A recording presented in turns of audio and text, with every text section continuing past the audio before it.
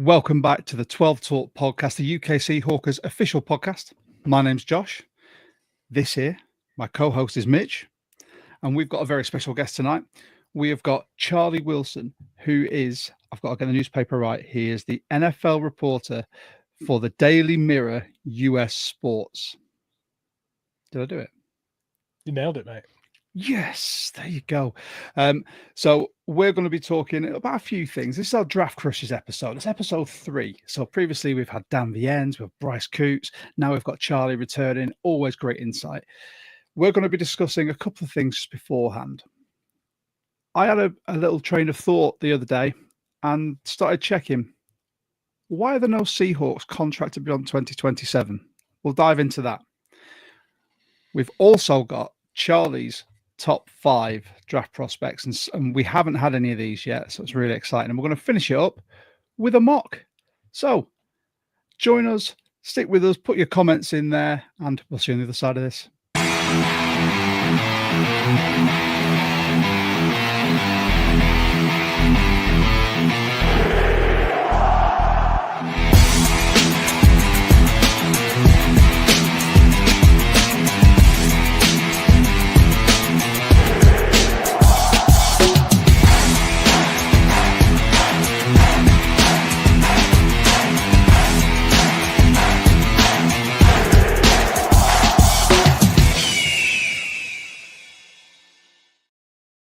There we go, back in the game. We're going to bring Charlie in a minute.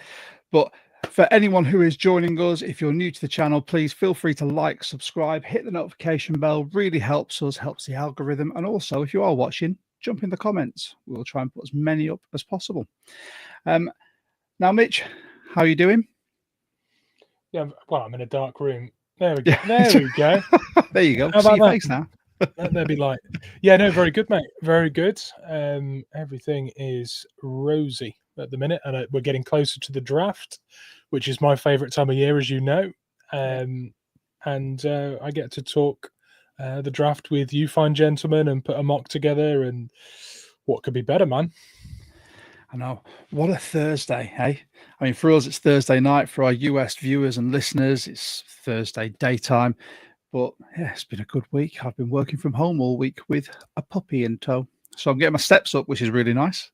Although I'm currently spending an absolute fortune on treats, but it's going to be worth it in the long run. Persevere. Short-term pain, long-term Welcome gain. to Labradors, my dude. There's going to be a lot of treats. But yeah, it's going to be a nice, smooth ride, I think, training that dog, because anything for a treat, honestly. I'm looking forward to it. I'm also looking forward to speaking to Charlie. But before we do, now, as most of you will be aware, we are the official podcast of the UK Seahawkers. Very, very proud and very excited because the countdown is on. If you want to become a UK Seahawker, it's £12 for an annual membership for an individual, £20 for a family of up to 4 people at the same address. If you're outside the UK, it's £5 postage per membership. You get some fantastic goodies. You get access to game day field passes, 10% off at the pro shop, and much, much more.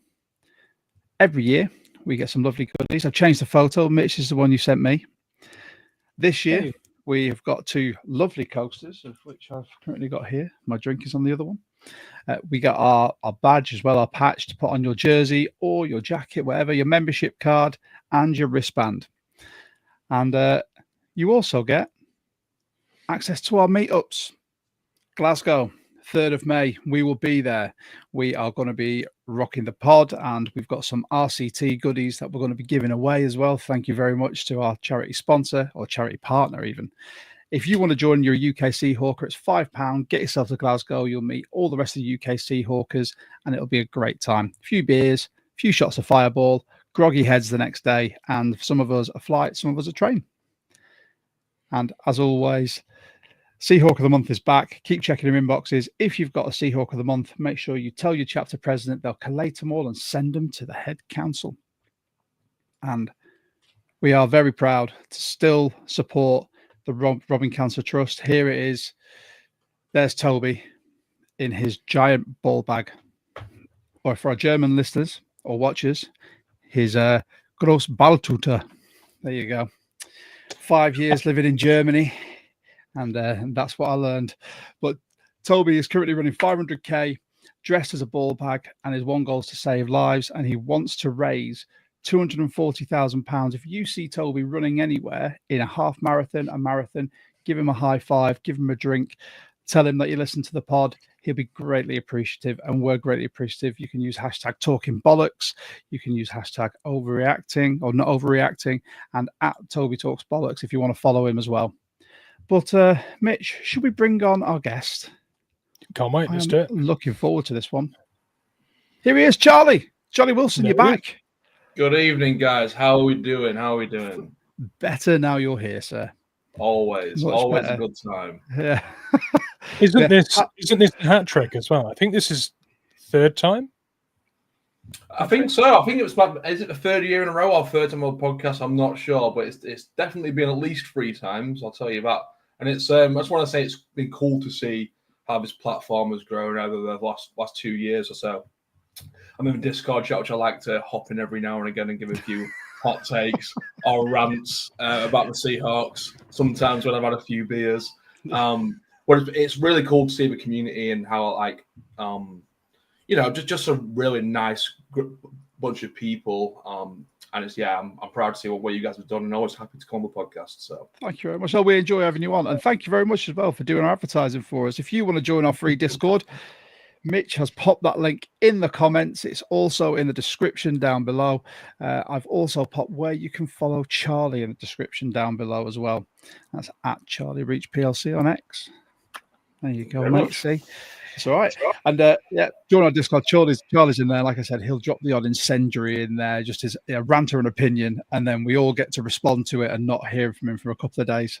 So, as he goes So, obviously, this is a Draft Crushers episode, but we do like to have a bit of a preamble. And whilst I was at home doing work, looking after a dog, I had a thought, and I put something up on our TikTok and our Instagram about, do we need new uniforms for our 50th celebration? And it sort of led down a bit of a rabbit hole.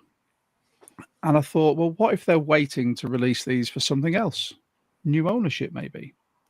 I thought, what's happening with our contracts? Because everyone, and Mitch, I think you pointed this out, everyone signed to 3 years. Yeah. Maximum. Mm-hmm. And does that say is a prerequisite from Jody? Yeah, I've had the thought for a while that if they are considering selling the franchise to somebody else, then it doesn't make an awful lot of sense to have bonuses paid split over long contracts that, you're not going to recoup that in the sale of the franchise. The person coming in owning the franchise will reap the benefit off your investment. So if you believe that the Seahawks franchise will be sold, that definitely is one of the factors that strengthens that.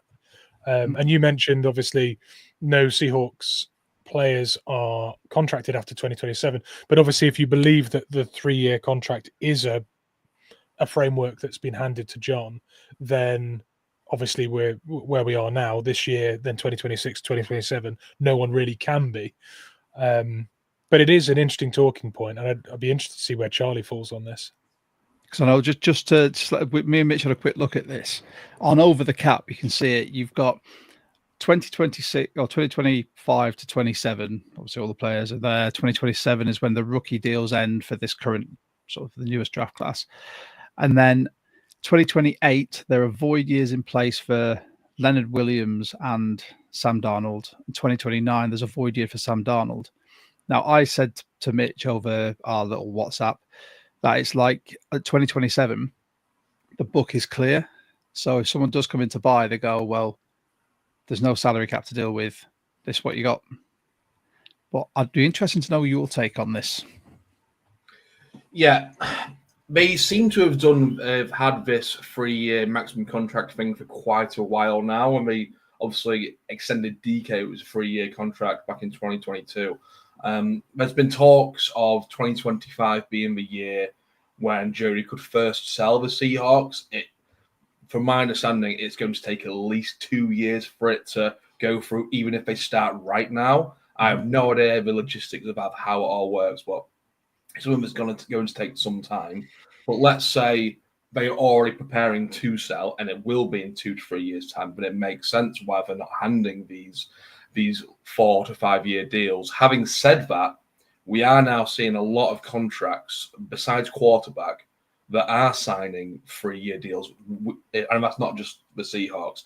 I mean, I'm pretty sure Will Fries is the only player who signed a 5-year deal throughout this offseason, and not many have signed 4-year deals either. So it does seem to be a league-wide thing.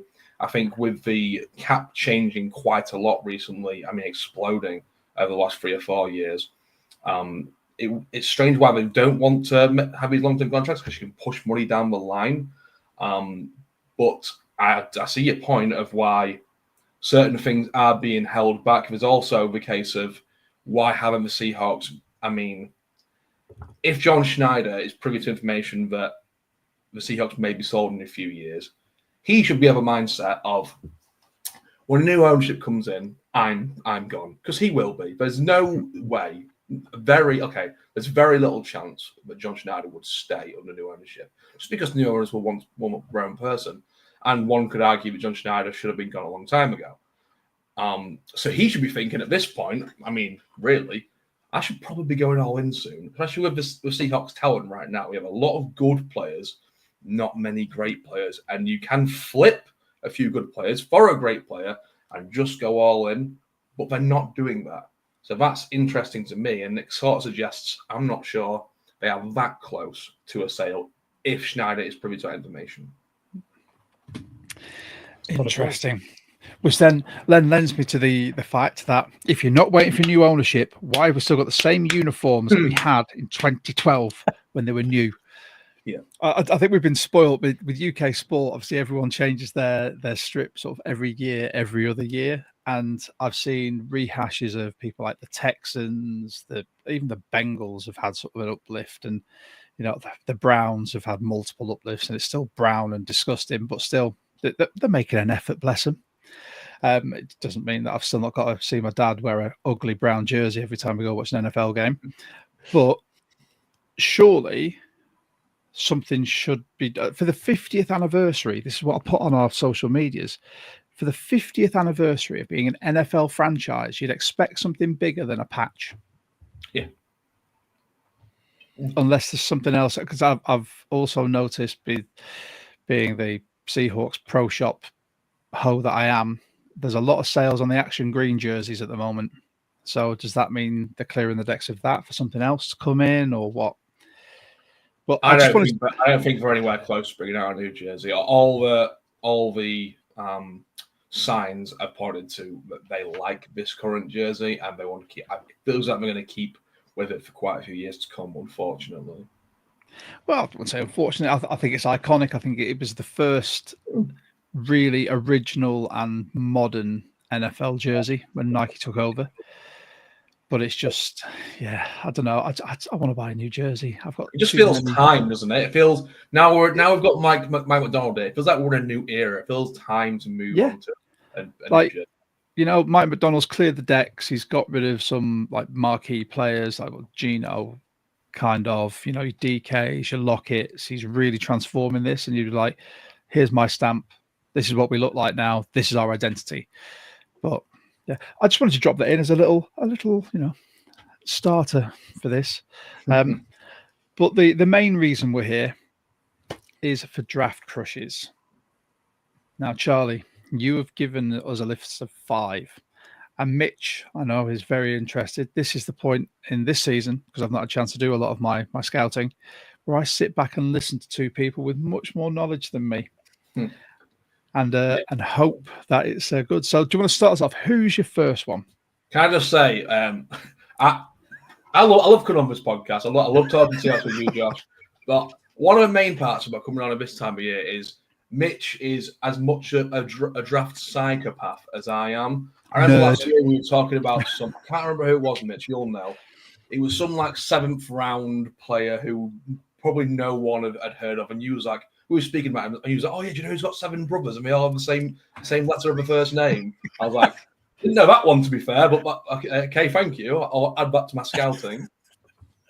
I don't know who I love that stuff, though. I think the only reason I've ever taken interest in like birth order and amount of siblings and the way players grew up, is that the Seahawks show interest in that when they were all in on competitiveness and things like that, because it gives you a good indication. Yeah, high character, exactly. And leadership as well. When someone's the oldest and makes it as a professional sportsman, you can almost guarantee that person's got the leadership qualities, the competitiveness. That's such a big couple of ticks for the previous regime, and it probably is still important to John now. So yeah, I always love like digging up those little nuggets. It's fun on the pod, but it is relevant to the organization that we follow. So I love that you remember that as well. I love the random messages that I get from you. Like, do you know that this draft prospect has this, this, and this? I'm like, I did not know that they had 18 chihuahuas in their family. Thanks. I love it. Go on, Charlie.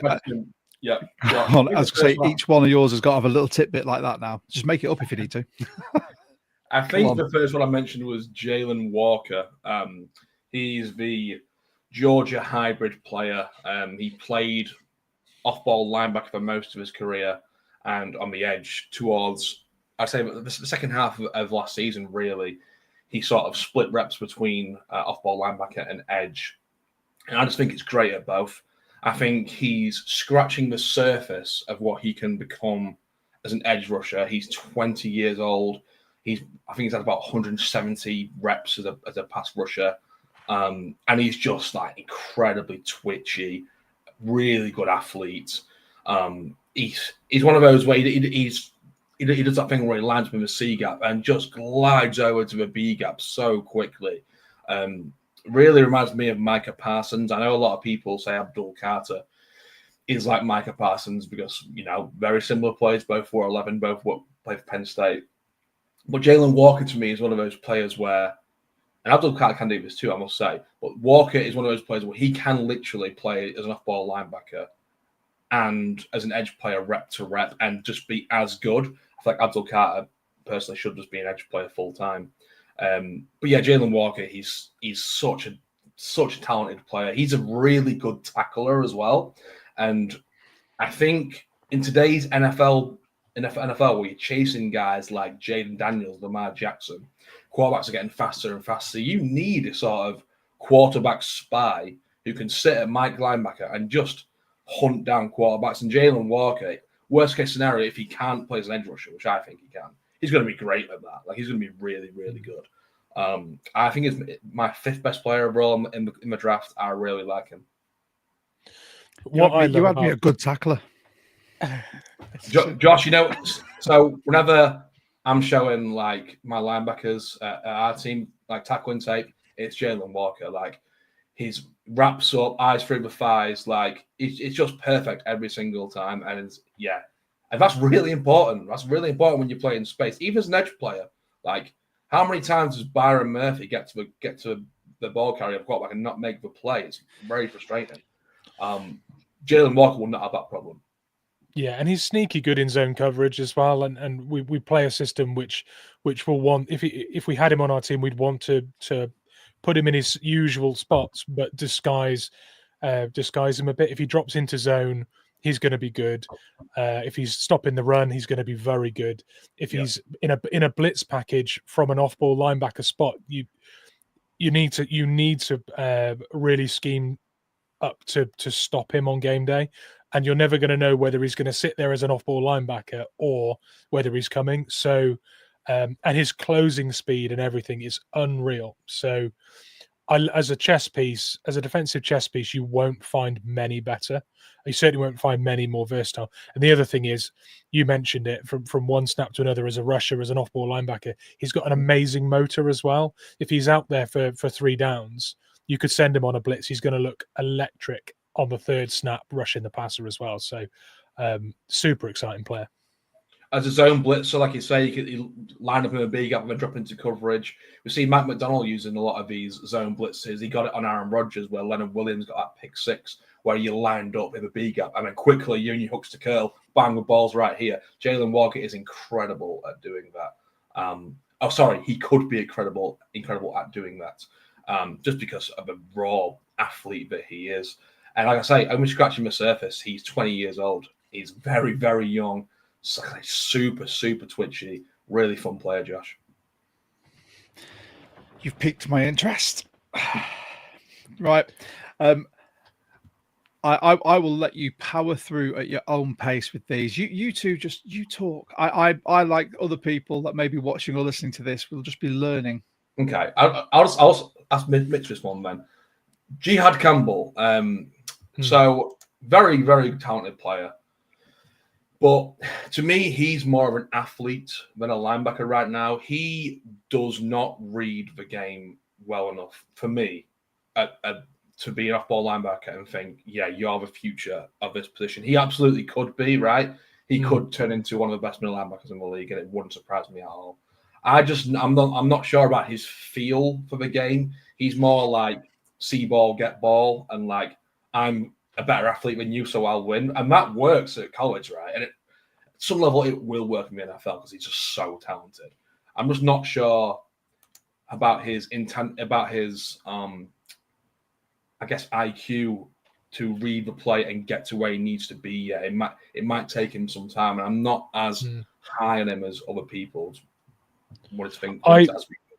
Yeah, my take on Jihad Campbell. We've had people on the pod when I've said, "Oh yeah, we'll take Jalen Walker at 18 in mocks and stuff," and people have said, "Oh, Jihad Campbell's, is this, is that, is better, or is better at this, or whatever, or a better scheme fit, or whatnot." But for me, they've got similar ceilings. I think Jalen Walker is far more NFL ready, and if you're going to spend a first round pick, especially a mid first round pick on a player, being NFL ready now is quite important. If it was a late first round pick, ceiling and a project I can get on board with if it's a really good ceiling. But their athleticism projects to similar levels. Jalen Walker's going to hit the ground running faster than Jalen Walker's going to hit the ground faster than Campbell, and that really is the major difference to me. I think Jalen Walker's a slightly more polished rusher as well. But yeah, that's my take on it, and for that reason I'd have Jalen Walker over him. Jihad Campbell might be a better scheme fit, but Jalen Walker is definitely going to give impact year one. Totally agree. Another linebacker. I'm a defensive guy, so I always look at linebackers first. This is a guy who you might hate, Mitch, but you might love. I'm not sure. A lot of people have him as like a 5th round pick. I think that is bonkers. Danny Stutzman from Oklahoma. He's going to be really, really, really good against a run straight away. He might be, if he plays every down, he might lead the league in tackles every year. Like, he knows what's coming before it happens. Technically so sound. When there's a pulling guard, he's going to beat the guard bear every time. He has questions about his coverage skills. It doesn't grade very well as a coverage player, but he runs a 4.5. He runs a 4.52. So, like, man, I can work with that. You can work with that as a coach. A 4.5 speed. He has to clean things up for sure. But the way he plays the run, like the way he avoids blocks well, I'd like him to take on blocks a bit more. I want to see him be the hammer, not the nail, a little bit more. But honestly, he reminds me a little bit of, this is a pretty wild take, he reminds me a bit of a free trial version of Bobby Wagner, just the way he plays the run. Like, he's never going to be Bobby Wagner, but he's like 70% of 80% of Bobby Wagner. And for a 5th round player as is projected, I would take him in the 3rd round, no problem at all. I see him as a Cole Holcomb at the Steelers. He reminds me a lot of him. It's probably a more fair comparison. But yeah, I really like Danny Stutzman. I've only got one issue with Danny Stutzman, and I don't know whether it's going to be a problem in the NFL, and that is just his change of direction and his hip stiffness makes some people question how well his elite speed translates, because he diagnoses the game really well. He instinctively puts himself in the right spots. He's a tackling machine. In the box, you run away from him. Like, if you run towards him, you're getting nothing. So he is a factor, and he'll contribute immediately. For me, he's round 3. I think he goes round 3. I don't think he gets anywhere near round 5. But I think his instincts, his football IQ, and all of that's really good. He's had some concern. There were some concerns about him tackling in open space, and again, that comes back to the hip stiffness and the change of direction. But if you're putting him in the box, I don't see an issue at all with him just contributing and being a monster for you. And it's not to say that hip stiffness can't be worked on. It might be that you get him in with a proper physio team and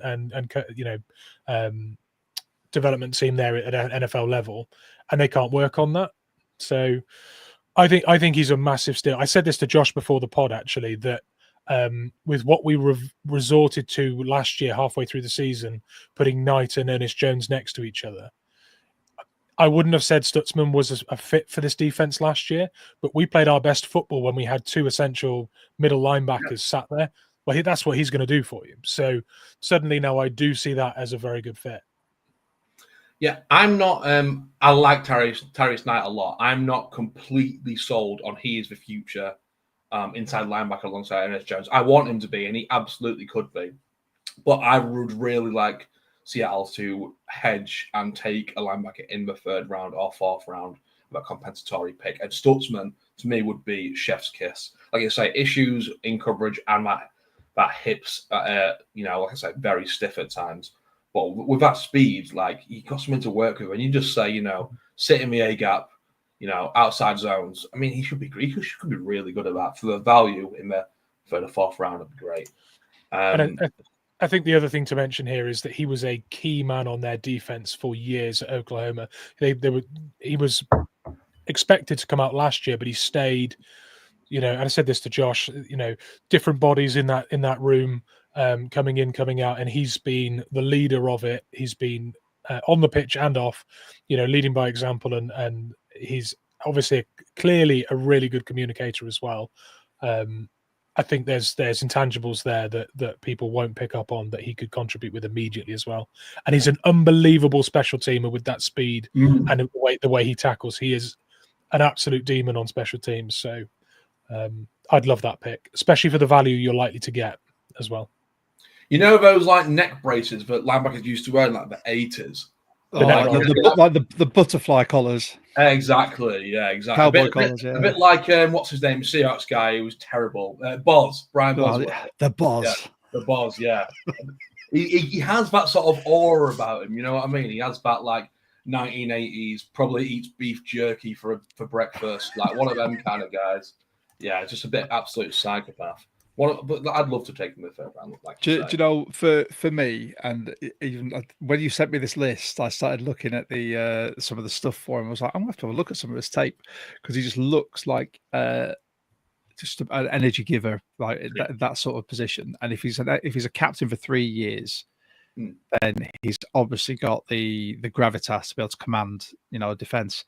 But if you're going to take a linebacker like that, where you've got Ernest Jones and Knight, the established, like I said, Knight I'm not massively high on, but he did well for his rookie year. And you take someone like Stutzman in the 3rd or 4th, if you can get him there, sit him behind everyone for a season, improve his coverage, and then let him do his thing the next year. I don't see why that would be a bad pick by anyone standard. You know when you play Madden and you like create your own player and it's like default player A. Danny Stutzman is like default linebacker A on Madden. He looks exactly like what you think a linebacker should look like to the T. It's quite funny. Look him up. The measurables back that up as well. I mean, if you were designing a linebacker 6'3", 233 pounds, is like that nails ideal. It for me. Yeah. Ideal. People would say that's undersized. I don't think so at all. I mean, Bobby Wagner was basically 6 foot or 6'1", right? Yeah, 6 foot, like 240 was he? Yeah, that was just his arms as well. Absolute pythons. Speaking of stiff hips or hip issues, Mitch, my next guy probably has the biggest, not stiff hips, but worrying hips. Benjamin Morrison at Notre Dame. This is an extremely talented cornerback. Insanely good ball production. He had like 9 picks in 30 games or something like that. And you can see why he reads routes so well. He breaks on the ball while he gets his head around. It's a great understanding of the game. He plays press really well, and he's not the strongest. And that's just like him wanting to do it. His 2023 tape is unbelievable, like really, really good. If he had that tape this year, he would be a top 10 pick. The issue is, I mentioned hips. He's had 2 hip surgeries. And for a cornerback, that's kind of everything. Like, one of the most important things is hip fluidity.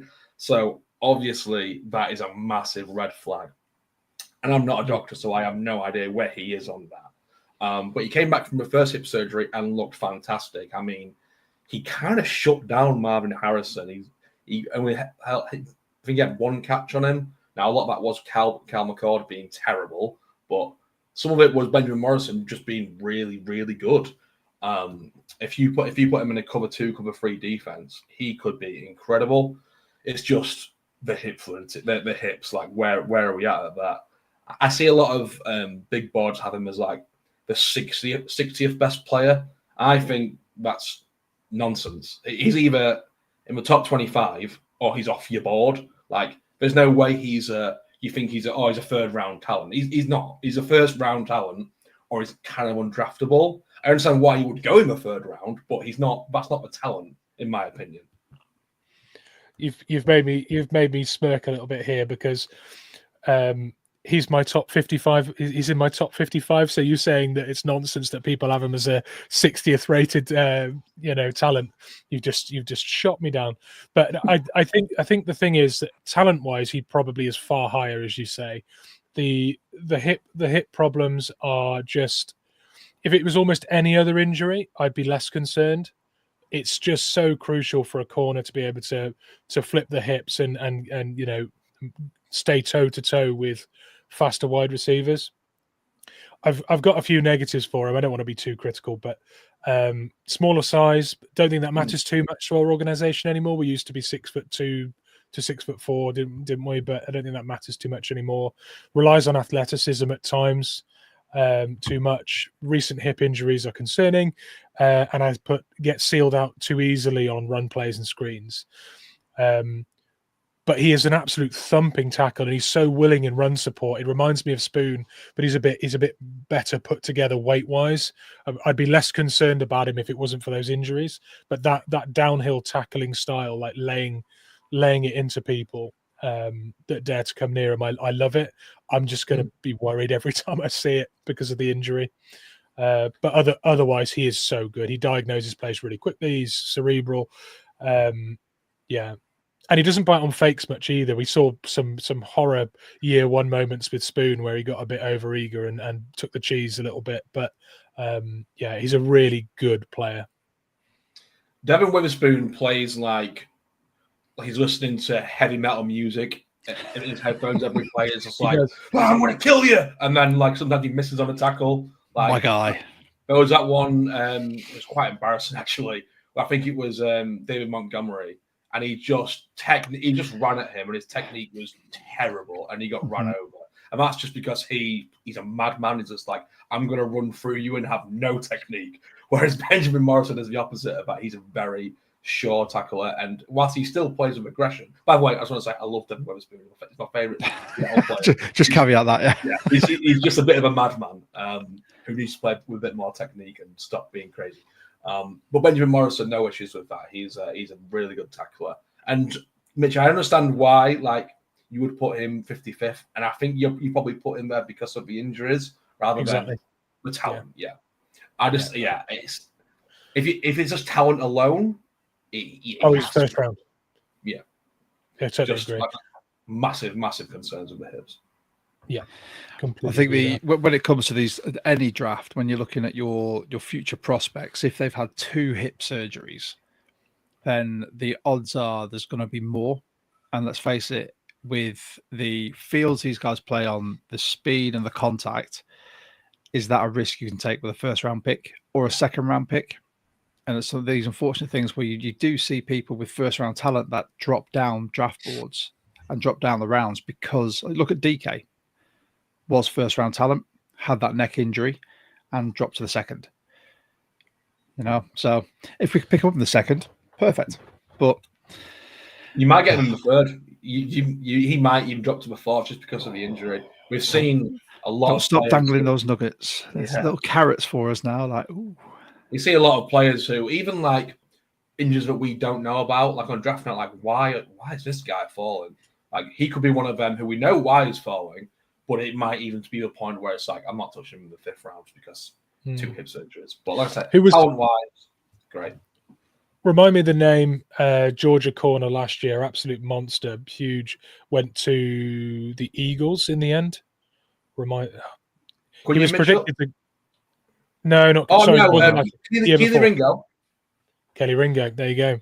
Yeah, it was a really good example of someone who was expected to go first round, and whatever concern it was, he just fell and fell and fell. And luckily for him, he fell to the Eagles, and he's now got a ring, right? But yeah, it just I was not expecting it because he was such a specimen. He was such a huge contributor to such a successful Georgia team, and for whatever reason, people were just passing on him. Did we ever find out what that was? I've forgotten.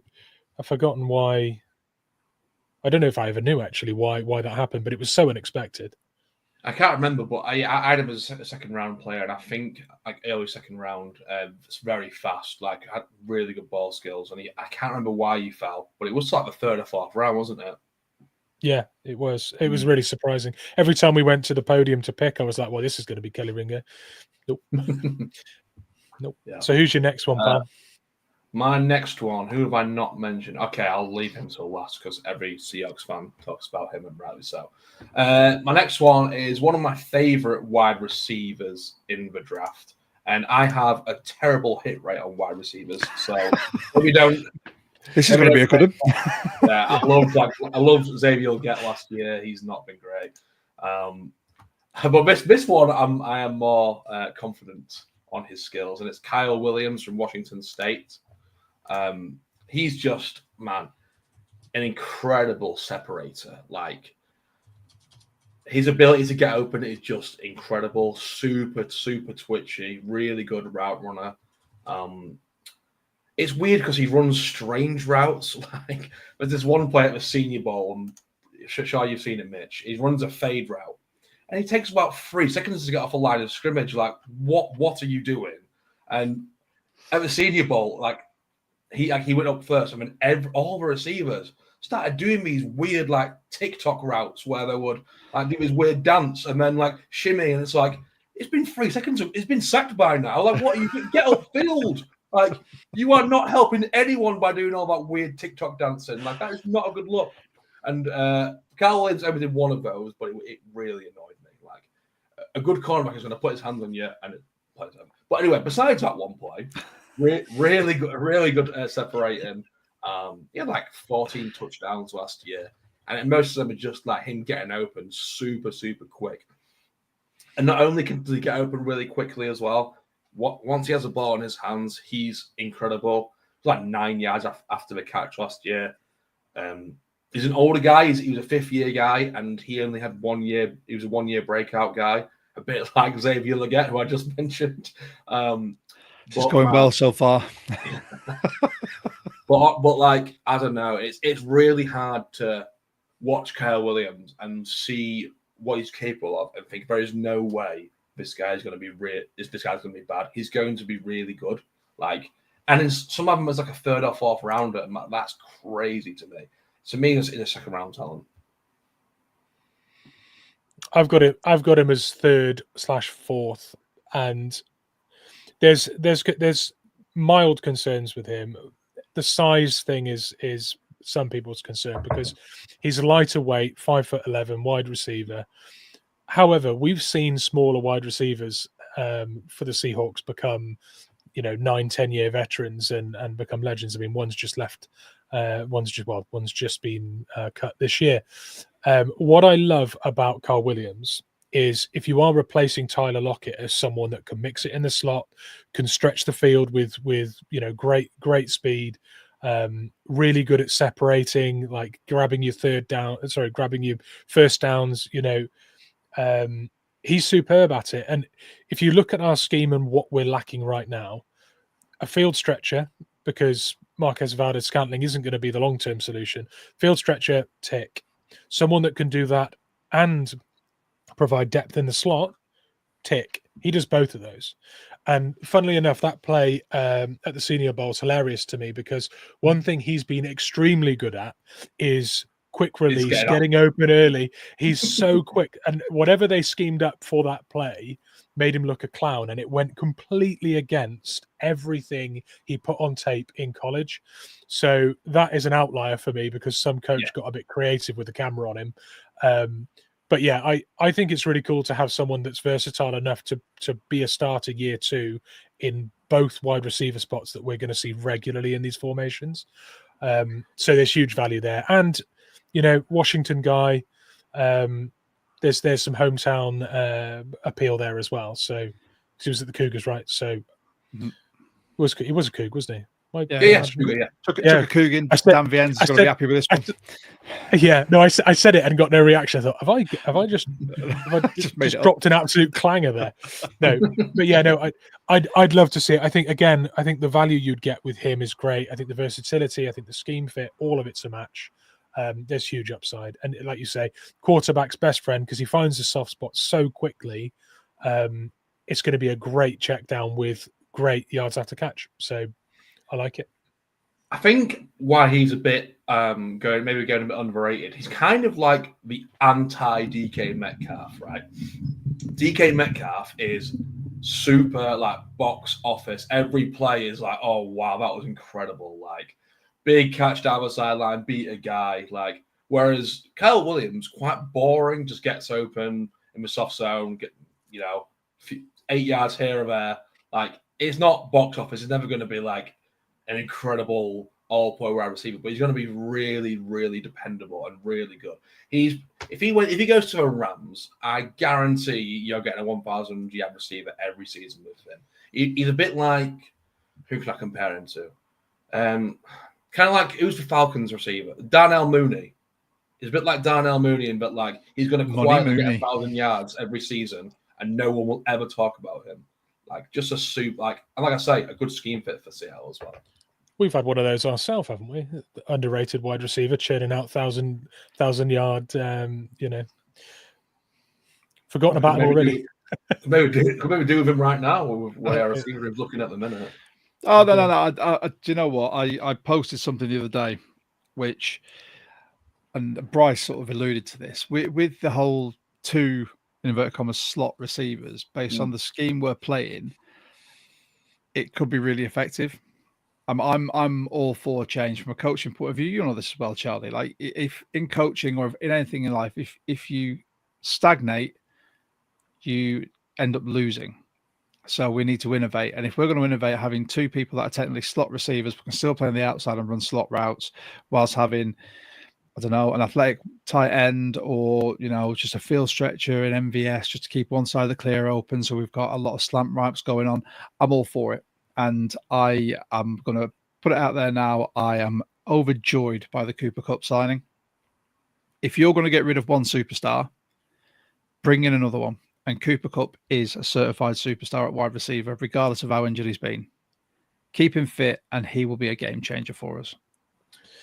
I'm intrigued by Cooper Kupp. I have little confidence that he will be an upgrade over DK. But I think he can be just about as good. And I think with the way Seattle want to play, I'm very interested in how they're going to use Kupp and JSN. Just be interested as someone who likes football, how are they going to use 2 guys who primarily work out of a slot? Having said that, Puka Nacua and Cooper Kupp ideally are both slot guys, and that worked absolutely fine. So, yeah, I'm interested to see how it works, but we do need an outside guy. Just quickly, a lot of Seattle fans want Matthew Golden, and I see him mocked to us quite a lot. For me, 18. No way. Like, I don't think he ran a 4.29. I think that's wrong. Like, if you watch his tape, he's not a 4.42 guy. He's just not. Like, there's some videos people put out, like, the times were wrong. I don't know about all that. But he does not look like a 4.2 guy at all. And I wouldn't touch him at 18 personally. I just don't see the benefit in having 2 first-round wide receivers like that. No. Because not in the way we want to play football. This is going to be short yardage possession offense. Because if you're going to have those 2 slot, I'm going to keep throwing up the air quotes here, 2 slot wide receivers, they're not going to be going downfield and stretching it.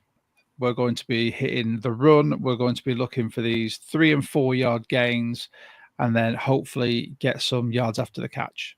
That's how our game's going to be. That's for the complementary offense and defense that Mike Mack wants. He wants an offense that can keep his defense fresh and hold on to the ball a bit longer.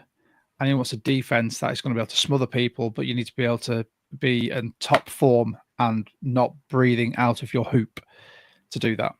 That's where I'm envisioning this going, and I'm hoping it's going to work. Otherwise, I've just got massive egg on my face. So people can bookmark this pod.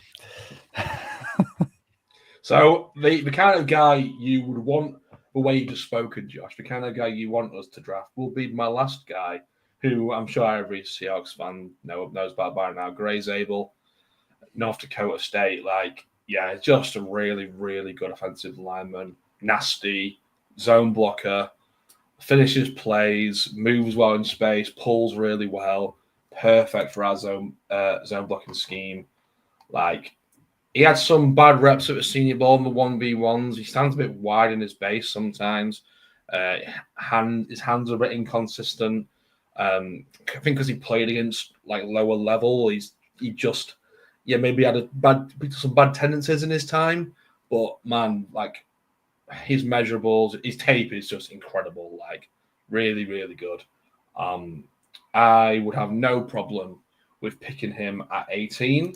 But if Seattle can trade out of 18 and move down to, let's say, 25, 23, 27, and potentially have a choice of Zabel or Tyler Booker, that is just, although Tyler Booker, I'm not sure is scheme fit, but I think that is the best way to go for Seattle. I like it.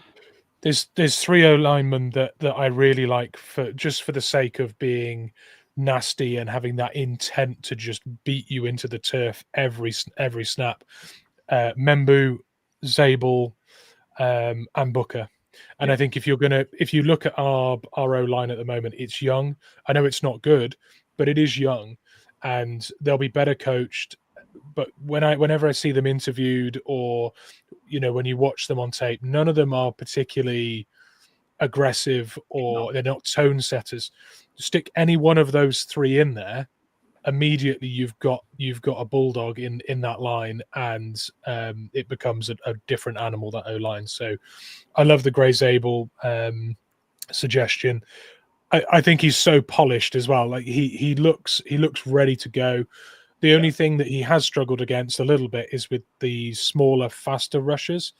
You get a lot of fast rushers in the NFL. In fact, if you're a rusher in the NFL, you pretty much are just fast, because you don't really make it unless you are. But he will struggle a little bit early on, I think, against speed to power because of that base. I think that is going to be a learning curve for him. He's got the shorter arms, which means he can't really project as a tackle at this level, so he is going to be inside. But other than that, I think he's a plug and play, huge improvement and a tone setter, and I love the idea of that being the pick. But like you, I think 18's a touch early. Yeah. But yeah, certainly if you see us trade back, he is massively on the table. I just think at this point, I forget his name, the guy who was at PFF, he's now gone somewhere else. Sam Monson. He always says this about the Seahawks, but they don't draft offensive line early. It's just not there. It's not the way they operate. But at some point, it becomes such a need that you just have to operate that way. It is massively holding the Seahawks back that they don't have a good interior line. Massively. If they have an average O-line last season, just average, not even just average, if they have the 20th best O-line last season, they might win 12 games. They might go to an NFC Championship game. Seriously, that is how big of a deal, how bad the offensive line was last year. It was devastating. If you just improve that with one guy, never mind 2 guys, which you absolutely can do, you have 3 picks in the first 52.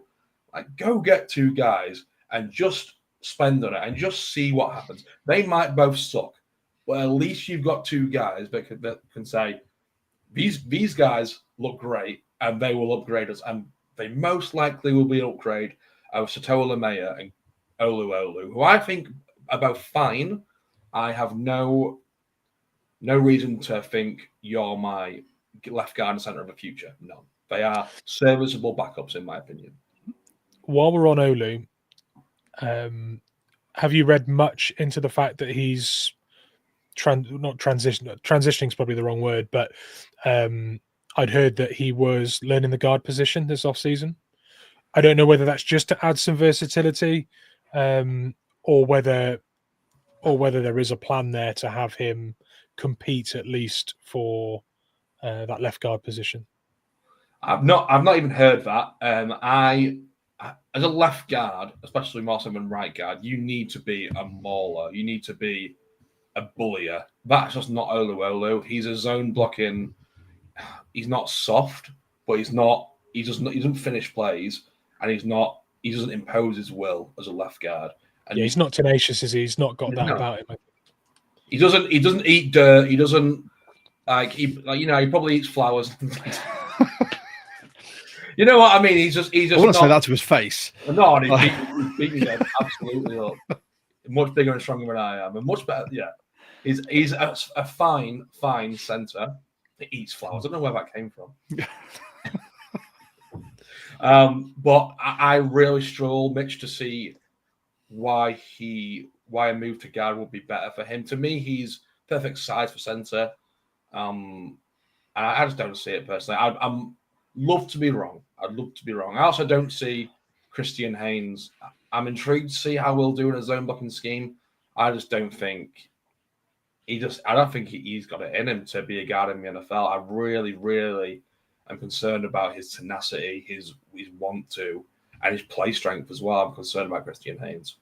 Like you said, there's a big lack of nasty at the moment. I mean, when you look through the line that we've got, I've the same concerns with Haynes. Obviously, he came from the same type of scheme in college, and he was overjoyed with what was being brought in by Kubiak. But he seems like such a placid man that you can't imagine him every single down on the O-line looking at the D lineman opposite him and going, I am going to shove your face in the dirt. A pancake is what I want every time. Josh, can you name one offensive lineman for Seattle who does that? Maybe Abraham Lucas. Probably the only one. I think Abe Lucas got that nasty. I'm sorely disappointed with someone like Anthony Bradford because he came in, he was drafted as an absolute mauler. Like you watch his college tape and he was just eating people, but that's purely due to his size, I think. And he's just seems like a puppy. You get him in pads on a pitch, and that's on my brain, Mitch. But it just seems like all of them just seem a bit soft. Yeah. It's like they need to have that coaching from sort of 20 years ago to harden them up, which was less talking about your feelings and talking about how do you hurt someone else's feelings. Would you say Anthony Bradford also eats flowers, Josh? Yeah, I'm taking nothing away from Olu. He was an award winner in college. He's obviously a very intelligent player. I just think he's been poorly coached since he's joined, and he's not been brought up to the level he needs to be. Also, he's an incredibly fashionable young man. Just going to put that out there. That is what exactly matters. You know, but really walk into the stadium. You know, you've got to appreciate a big boy with style. Come on, true. Let's face it. We can't all wear slim fitting suits. My favorite Bradford moment so far has been when he missed a few days of training camp. I think it was actually about 6 or 7 days of training camp, and they weren't disclosing what the injury was. But when they interviewed him and asked him why he missed time, he said he concussed himself banging his head on the steering wheel of his Jeep. And that's a guy that we're watching try to beat the pole pat of people, and he's missing time in camp because he's head-butted his steering wheel. But it's just like, did he have a training session that bad that he was just sat in his car like on one of those like old comedy movies going, stupid man, what are you doing? The next thing you know, he's in A&E. I just love us to draft some nasty. Charlie, have you got any more honourable mentions or anyone else?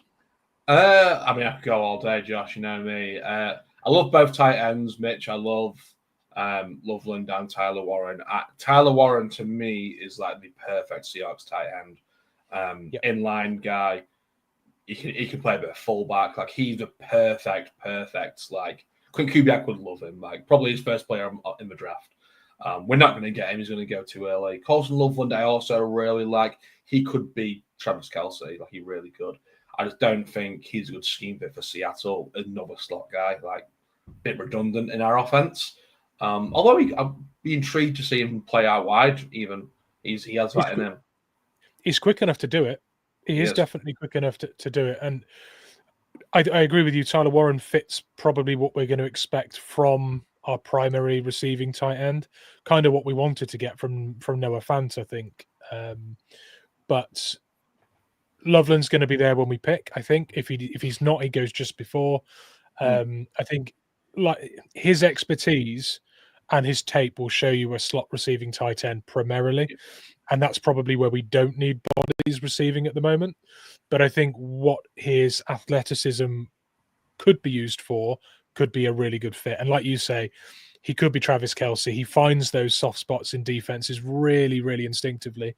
And he'll be a blessing for any quarterback, honestly, because he'll give you an option every time. So he needs to work on his blocking.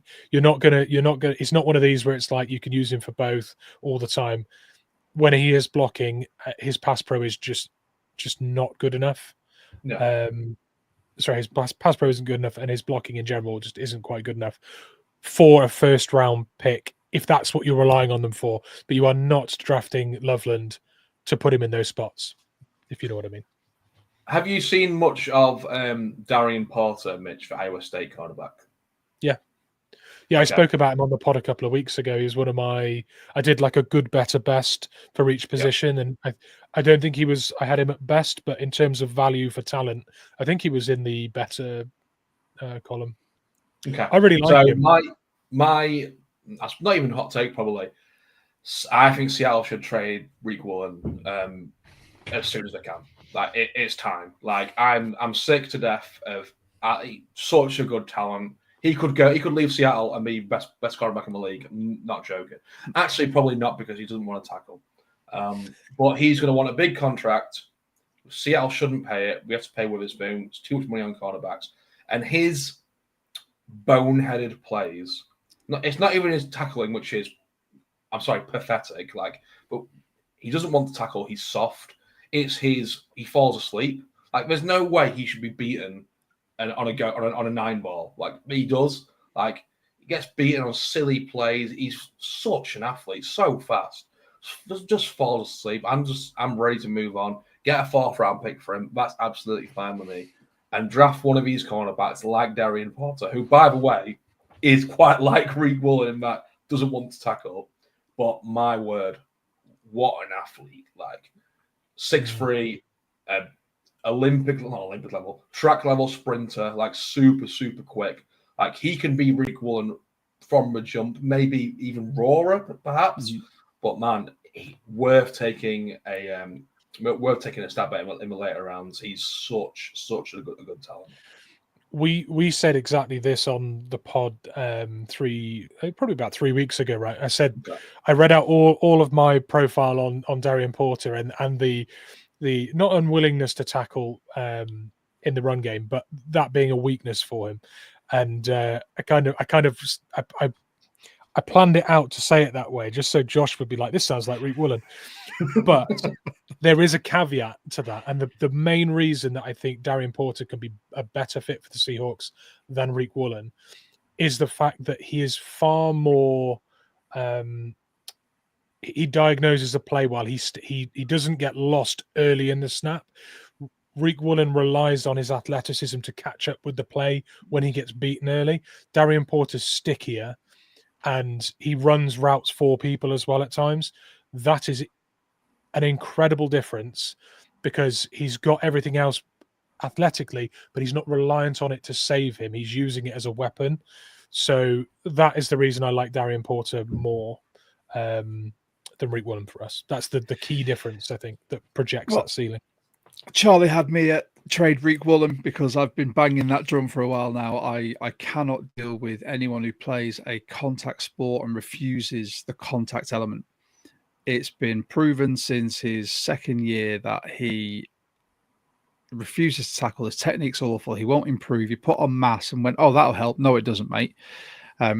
Also, the fact, like you've both said there, he falls asleep and then relies on his pure athleticism to make up for his failings. But this is the NFL. Everyone else is athletic. Some people are also more intelligent. So whilst you think you're catching up to them, all it's going to take is a step and they've lost you. I'm over the Requillen experiment as well. I thought first year, brilliant. But since then, it has just been, in my opinion, a steady downward slope. Even though last year, he had 3 interceptions, that's not good enough for someone who was so highly regarded. I can't. No. Yeah. High fives all round for trading Requillen. Well, we've done a lot of draft talk. We want to get onto a mock draft. But before that, we've had a lot of people comment, and I just want to whiz through some of these as well, because you don't need a super chat to comment and have it read out on this pod. We're a community podcast by 12s, for 12s, with 12s. So I'm going to go through some that I've highlighted, and I want to get people's reactions. So first up, Jonas, our German Seahawker, one of our German Seahawkers watching today. Seahawks President Chuck Arnold on March the 8th said, according to Bob Condota, that there won't be any jersey changes for a while. We love our current uniforms. Thank you for dashing my dreams, Jonas. And then we've got Yannick. I'll take a new jersey, but please don't change it as often as I do in football. I can't buy kits for the Seahawks and my normal football team every year. I've not bought a Blackburn Rovers shirt for well over a decade. There's a reason. Oh, yeah, I was going to say, wonder why. Yeah. So Dogzilla Monster, my dream is for Membu or Ty Warren to fall to 18. Yeah, keep dreaming, Dogzilla, unfortunately. I agree. Like, that is... Membu is my 6th player, I think, overall. Such a good player, man. For me, though, Mitch, just quickly, I think he's a tackle. I'm not sure what you think on that. I think it depends entirely on the scheme of the team that picks him. I think there's a reason the 49ers are... I don't think he gets past the 49ers. People look at him as, heir apparent in for the 49ers, and he fits their scheme. They can get away with a smaller lineman or shorter arms, or they can get away with that. Certain other teams couldn't. If we were to take Membu, I don't think he plays tackle at all. He is interior all day. But yeah, I think it just comes down to that. I certainly agree with you that he's not far enough off to be pigeonholed into guard only in the NFL level. It will be scheme dependent. Excellent. And much in the vein of, I think this started last week with random comments coming in that are completely off topic. I don't know if you watched last week's, Charlie, with Bryce, but we had someone coming in talking about how much they're desperate for a man. This one's not of that vein, but as you are a sports reporter, Dogzilla's also asked, off topic, but since you're a UK guys, what's up with Jim Ratcliffe at Man U? And do you think he'll fund America's Cup yacht racing campaign?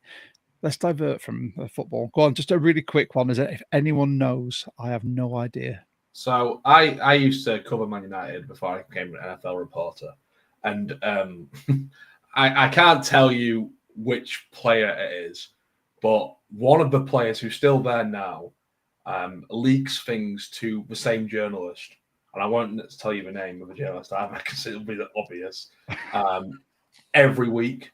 And if you notice with Man United, there are always a leak coming out about absolutely everything, and it's always this one player. Like, yeah. With the Jim Ratcliffe stuff, if you watch his interview with Gary Neville, oh my word, he's just so... Jim Ratcliffe is so far off it. Like, Gary Neville was just spitballing ideas, and Ratcliffe was like, "Oh, that's a good idea. I should have thought about that." Like, I mean, yeah, you probably should have thought about that, really. He's a billionaire company, one of the biggest football clubs on the planet. Like, it's just, yeah, the way he's running the club is bizarre, alienating staff, players unhappy, no culture on the field. Like, yeah, they are in a bit of a struggle. And he's not going to sponsor the America's Cup. There you go. Off topic, but service to our viewers. So thank you very much there.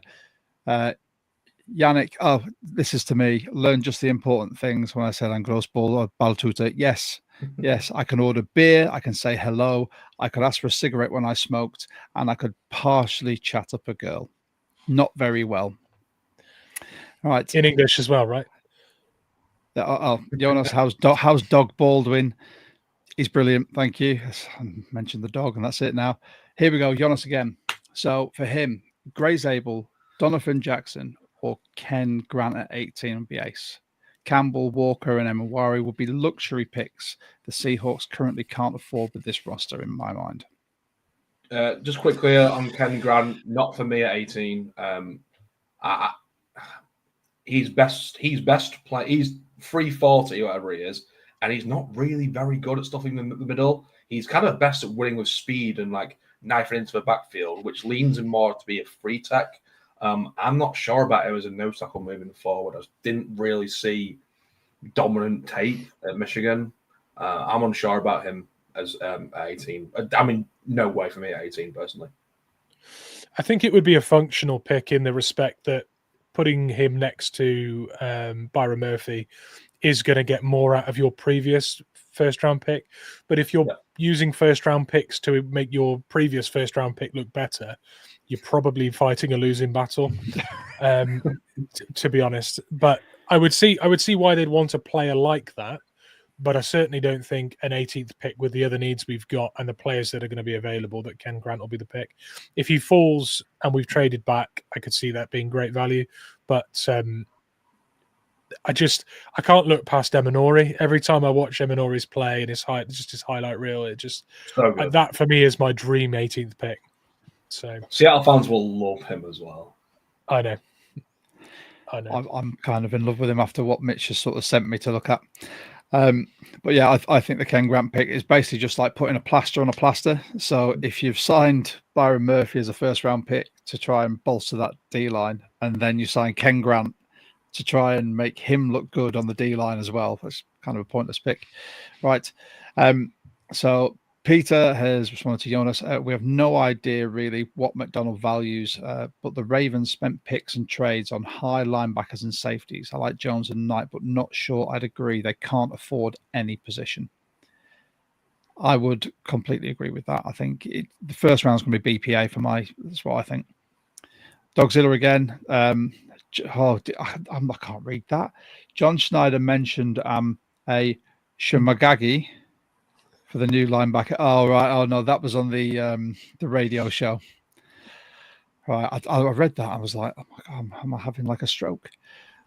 Gary says Boz was a good player until injuries killed his career. Boz was a cult icon for a lot of reasons, but unfortunately not his footballing play for the Seahawks. Have you seen that play where Bo Jackson runs just runs him over? It's embarrassing. That being said, you know what? I would have a Boz jersey for the irony, and I've actually conversed with him on social media. He seems like a nice guy, but I just want to mention his football career. Peter again, 2 slots sounds good, but who do you think is an athletic tight end? I think we've covered this, considering that MVS misses massive time and is very inconsistent. Well, Noah Fant, athletic tight end, but in the draft. Just quickly, I can't believe they've kept Noah Fant at his 13 million cap hit when you can save 9 of it by releasing. I'm really surprised. John Schneider loves Noah Fant, and he's not produced for us. I mean, I guess we'll give him a 4th year to see if he can finally produce, but I feel like Noah Fant has shown us who he is. Like, the idea of Noah Fant is better than Noah Fant. But you know what I mean? Like, he's super fast and he should be great, but he's just not. Like, I don't know. Yeah. Great in theory, not in practice. But as an athletic tight end, Tyler Warren and Costin Loveland, both great. I also quite like the Miami kid, Arroyo. I think Mitch has mentioned him before as well. Yeah, I like Arroyo as well. Where do you stand on Mason Taylor, LSU? Sorry, I've plunged myself into darkness. Not so really good short shuttle. If I remember correctly, I've not watched him very much, but his tape is just okay to me. Like, I don't look at him and think like, oh, he's a difference maker. I feel like he's just going to be another okay tight end. Like probably a bit like Noah Fant, a totally different player, more of a blocker. But I don't really love him much, to be honest. Yeah, I think he does all the things you expect him to do well. I think he's well rounded and balanced. If we're drafting a tight end to be a tight end one, it's going to get expensive in this draft in terms of capital spent. And if you don't get one of those in the first or second, and you're trying to fill out that tight end room, is a viable option. Well, he's like Mitch. He's getting first round buzz. Yeah, I know. I've seen, and it's mad to me, but he's polished. He's just not exciting. It's a bit similar to what's his name from the Washington Cougars, Carl Williams. He's not gonna sell jerseys. He's not gonna get out of your seat, but he's gonna continually do stuff really consistently. So I think my comfort is Johnny Smith, like just a quite good tight end who's never going to be great. I just don't want to spend the first or second round pick on him personally. No, I agree with that. Nice. Right, a couple more then, and they keep flooding in, but we haven't got time to go through everyone. But if you do want to keep commenting on this, by all means, join our Discord. Mitch has already put the link in the comments. Jonas, in Jalen Sundell, the Seahawks already have Zabel's old NDS teammate on the roster who JS seems to value very highly as an O-liner. And there's a lot of talk. He played tackle and center, didn't he? He's basically played all across the line. And there's talk that they are extremely high on him and want to try and get him as a starter like this season. So I thought he looked quite good last year. I don't think there was no glaring cock-ups, which as a rookie, was he UDFA? Yes. Yeah. Rookie UDFA, that's all you can ask for. You know, don't be on the tape for the wrong reason. Right. So, Peter, but if we can't trade back, still Zabel, Booker, or entirely different position and wait till the 50s. So, if we can't trade back from 18... I'd go BPA. Agreed. I'd rather add strength to strength, than just take a swing at an O lineman because everyone thinks that we do need O line, but this draft class is so O line heavy, you don't need to punt on the number 18 pick. I was just going to off the back of that. I was going to ask Charlie if there's I think I already know the answer, but which offensive lineman do you think could fall to 18 that you'd run to the podium for? And there's two names I think that you'll snap off here, but maybe there's one that you think. So I think Membu is ideally an offensive tackle, but he's also, in my opinion, the best guard as well. It's just I think his ceiling is a lot higher at tackle, so I would take him. I don't like Will Campbell at all. Like I think he's a second round player. So I guess I would say Membu. Banks? Yeah, probably Kelvin Banks. But again, I do think he's more of a tackle as well. I don't think he could play guard, but I think he projects to the tackle. So I'd probably say Kelvin Banks, but it'd be very close with Gray Zabel. In fact, no, not Gray Zabel, because I wouldn't run to a podium for him. Mm-hmm. So it would be Member and Banks. Nice. Yeah. And then the last one. Why do you think Olu was PFF's top 2 run blocker for 2 different college seasons, but it's not working now? Coaching at the professional level. Anyone who's taken the step from youth sport to adult sport will tell you it's a big step up. And if you're not coached correctly, you can't take that step. It's very much a matter of fine-tuning the basics, making sure your body's right, making sure your mind's right. And if you take that step, you can be a big fish in a small pond. But as soon as you get into the ocean, there are bigger fish. And unless you're equipped to deal with them and carry on progressing, you'll stagnate, like we were saying. I think that's my issue with it. I can see that. I do think his game, because he's a smaller guy, translates better to college than the NFL. And I think that is his biggest issue right now, play strength. Like, he grades well as a pass blocker, I believe, better than a run blocker in the NFL. And that's just because he's a pretty good athlete for his position. Run blocking is just not being there, and Matt's play strength, I think. Yeah, sure. We've had bad offensive line coaching for a while now. Could be an issue. Do I think Benton and Denison are going to save Dave Olu? I don't. I'll happily be proved wrong. But I do think that's what John Schneider is leading on, which scares me a little bit.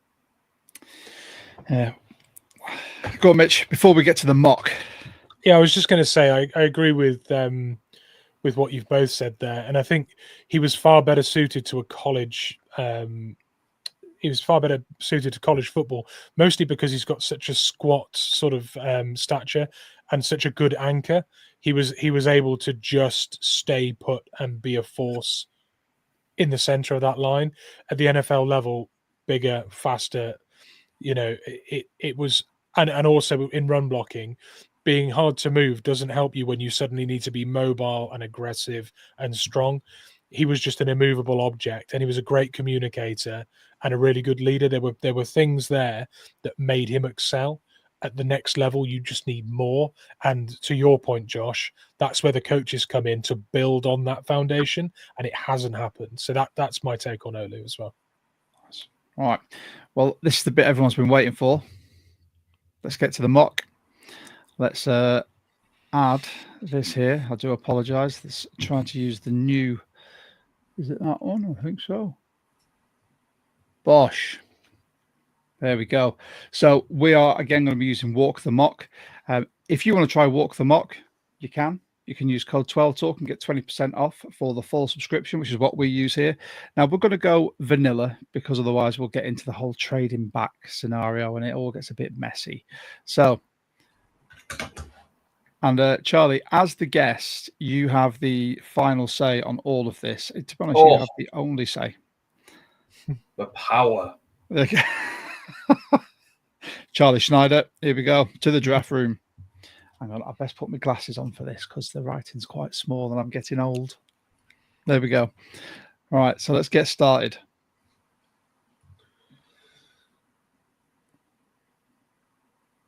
Good Lord. Oh, why does it happen every time? Okay, yeah, we're taking Tyler Warren, thank you.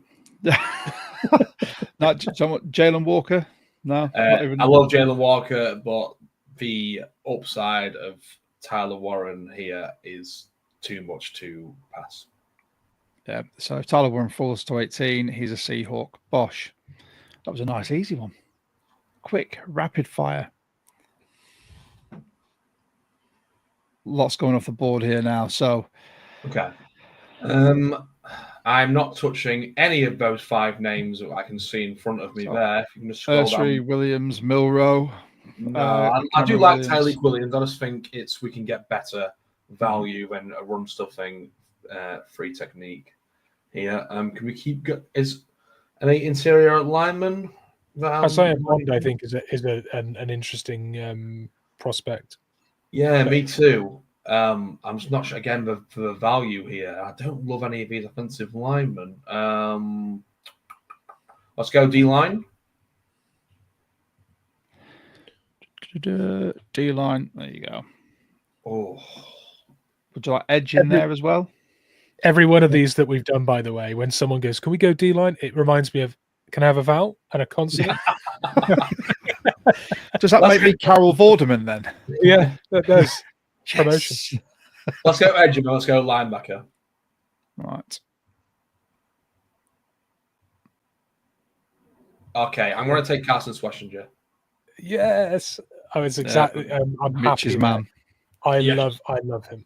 I love him as well. He is a one year guy, 1 year wonder a little bit, but man, his tape is great. Like I have no doubt in my mind that he'll be an upgrade over Tyrese Knight, which isn't. We don't need an upgrade over Tyrese Knight. I think he was good last year, but Ernest Jones and Schwarzenegger is really exciting in my opinion. There you go. And now with our pick 21 in the second round, where are we going now? Okay, let's go. Can I look at quarterbacks, please? Oh, you can. Oh, so do I? I really like Dylan Gabriel. I was going to say, so you sent us a message with an honourable mention about Dylan Gabriel. So by all means, take a minute. Tell us why. He's really good. I don't know. Like he's a I think a lot of people have a lot of like preconceptive notions about him, but like he's not a very good athlete and he's got a noodle arm because he's left-handed, but like Tua, like No, like he's got a cannon. Like he can throw the ball downfield. He can run away from linebackers. Like I don't know. Like he's played like 64 college games and he's played them very very well. Like he absolutely could be terrible. Like he's not. I don't see superstar upside at all. But I don't know. Like worst case scenario, he's going to be a really fine, dependable quarterback, in my opinion. I'm not going to take him here. It's just too early. But I do like Dylan Gable in the third round. What's humoured me greatly is we're just discussing picking a quarterback, and Bryce Coots has literally just popped up in the chat. It's like rubbing the lamp. It's just talk quarterbacks on a podcast, and Bryce Coots just pops straight into the chat. Love it. Okay, let's. Can you? Okay. I don't love any of these. Can we go D-line again? We can. Do you want D-line and edge, just to give you a bit of variation there? Yeah, let's go Alfred Collins, and I'm going to bank on him being a nose tackle for me. Don't really love it, but I think he can. If he can put on a few more pounds, get to like 330, I think he can do a real job at two gapping for us. Like it. There you go. Right. So round 3, pick 18. What are we thinking? Can we go? Oh, Wyatt Millen's just gone. Can we go the guards, please, Josh? Yep. Okay. Oh wow, has Tate Ratledge gone? I think he has, hasn't he? Yeah. Okay. Do I just take? Do you not like Fairchild? Have you got concerns there? Yeah, I don't know. I just think he's going to be okay. Let's go Jake Majors. Jake Majors. Yeah, he's the center at Texas. Really, really dependable. He's an Olu upgrade. He's not going to be amazing. He's just a really sound player. Let's go Jake Majors. He's a leader as well. Like it. I've not really got the offensive line players that I would have wanted, so I might have been sacked by now. So that or you'd have all the Seahawks fans coming for you with torches and pitchforks. Yeah. Right. So here we are in round 4, pick 35. You could have a running back in Cam Scatterboo, Gunnar Helm as tight end, Birch is there, Kennard, Darian Porter. So our next bit after this. Okay, I'm going to take a player who I think is very underrated. If you watched LSU play South Carolina this past year, Kyle Kennard was dominating Will Campbell. Like he was beating him quite consistently. It's another edge player that we don't really need, but I do think Boy Maffei, Derek Hall will be gone after this season. So I'm going to add another edge player and get Kyle Kennard. I do think they'll take an edge, by the way, an out-and-out edge, because we like to have, 5 on the roster? Yes.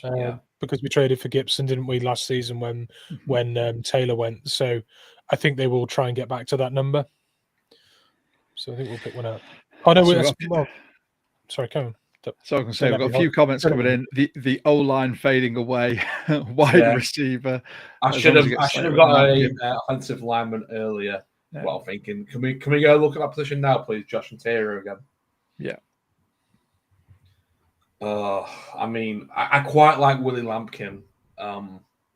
Pretty sure it's been taken in some of our others as well. Yeah, I'm going to take Willie Lampkin. I do quite like him. I don't feel great about it, but let's take him. I think he'll be dependable. Oh, Clay Webb's an interesting one. He's just gone. Great. Right. Okay. IOL again, please, Josh. He's there. This is quite. I'm going to take Clay Webb. Okay. Senior out of Jacksonville State. And here we are now. So, is it round 5, pick 37? Yes, go to quarterback, please, sir. Oh!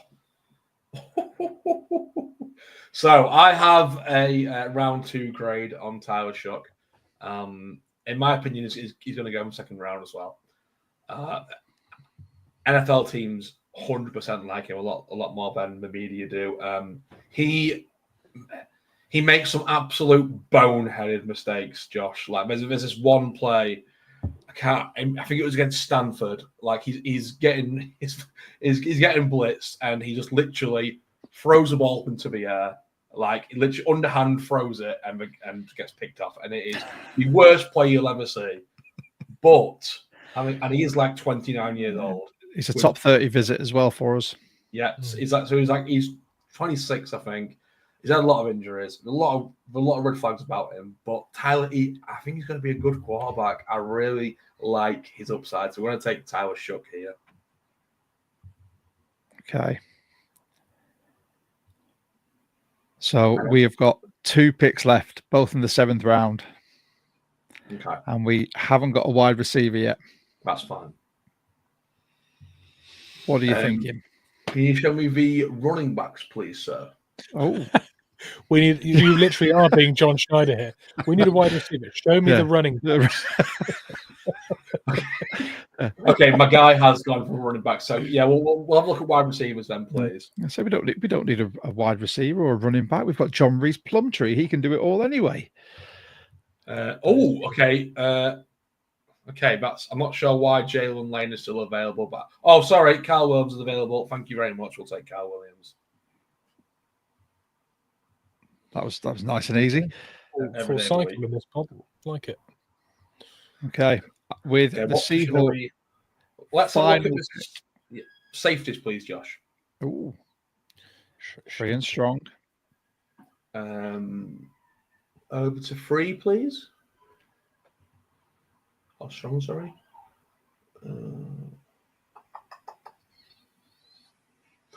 If you can go over to all, I might just go best player available here in the 7th round. And it's not a wide receiver. I don't like any of these. Can we go down a little bit, please? Of course we can. No, keep going. No. Do I just go? Keep going, please. Let's go Joshua Gray. Quite like him at Oregon State. Four interior O linemen. It's going to be a whole new line. Battle it out. Best man win. Excellent. Great mock. So for those listening, let's just go through it. So Charlie's Seahawks mock draft. With pick 18, he's got Tyler Warrentine out of Penn State. In the 2nd round, pick 18, he's got Carson Schlesinger, the linebacker out of UCLA. And then pick 22 in the 2nd round, he's got Alfred Collins, D-line from Texas. He double dips into Texas with 3rd round, pick 18, with Jake Majors, interior O-line. Then we have pick 23 in the 28 in the 3rd, Cal Kennard, edge from South Carolina. Pick 35 in the 4th, Willie Lampkin, interior O-line from North Carolina. So he's a fan favorite at the moment on these pods. You've then got pick 34 in the 5th round, Clay Webb, interior O-line from Jacksonville State. Pick 37 from the 5th round, Tyler Shook. Weirder spelling of that word. Quarterback from Louisville. And then in the 7th round, pick 7, he's got Kyle Williams, wide receiver from Washington State. And then so pick 18 in round 7, Joshua Gray, interior O-line from Oregon State. Let us know how you thought that was, guys. I am going to save that, and I'm going to at some point put all of these mocks up on our social medias because I want to see what everyone thinks about them. I'm going to get other people to grade them. So, Charlie, thanks so much for coming on again, mate. This is always a blast having you on. Hopefully, you'll come on for our pre-draft party pod. We'll be having some cocktails and beers and talking draft. There'll be lots of other people coming on to give us their favourite mocks. But before we go, do you want to tell everyone where they can find you? Thank you. Yeah, it's always good coming on, speaking draft with you guys and NFL in general. Yeah, I'll hop in on draft night. I'll be working. I'm not there, unfortunately. One of my colleagues is going there instead. The same as last year. I know. I'm definitely going to Pittsburgh next year. I'm definitely doing Pittsburgh next year. But I usually get some nuggets last year. I think I told you guys that we're going to get Penix. Was that right? You did. Yeah. Yeah. So yeah, hopefully I'll have a few more nuggets for you guys. But yeah, Mirror, Mirror U.S Sports at Charlie Reach PLC on Twitter, where you can find me. Perfect. And you can find us on pretty much every bit of social media because we love a bit of it. We've got TikTok, Instagram. There's a Facebook page that you can follow. You can like and subscribe to this YouTube channel. Also find us on Spotify, Amazon, and Apple. Anything you do, comments, likes, shares, anything on our social media really helps the algorithm and pushes us up. Like I said, we are the official podcast of the UK Seahawkers. I'm very proud of it, and we really want to get more of us on. You can join our free Discord. Mitch pops the link in the comments. It's also in the description thing down below. And you can join people like Charlie, who pops in randomly with some nuggets, like telling us that Atlanta are taking Penix before it happens. And if you want to use Walk the Mock for your mock drafts, use code 12Talk, get 20% off, and you can do all this too. But thank you once again, Charlie. I've really enjoyed this, and I'm going to go to sleep now, contemplating your mock and doing a bit more research. Yeah. Are you gonna look back on it when I post it on X and be like, oh, I shouldn't have taken him there. I should have taken Tate Ratledge. I should have taken this guy. Yeah. So it's basically what John Schneider probably does after every single draft. Nah, John Schneider goes, oh, LJ Collier, boom, let's go. But from me, from Mitch, from Charlie, I just want to say thank you to everyone who's jumped in the comments and sort of interacted with us. It's always a great time. We'll be back next week with another great guest doing another round of draft crushes. And from all of us, go Hawks. Go Hawks. Go Hawks.